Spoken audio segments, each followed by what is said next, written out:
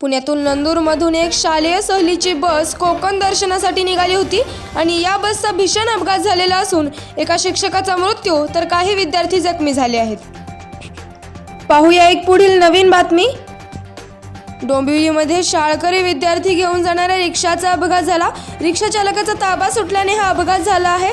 सुदैवाने कोणतीही दुखापत झालेली नाहीये. पाहूया एक पुढील नवीन बातमी.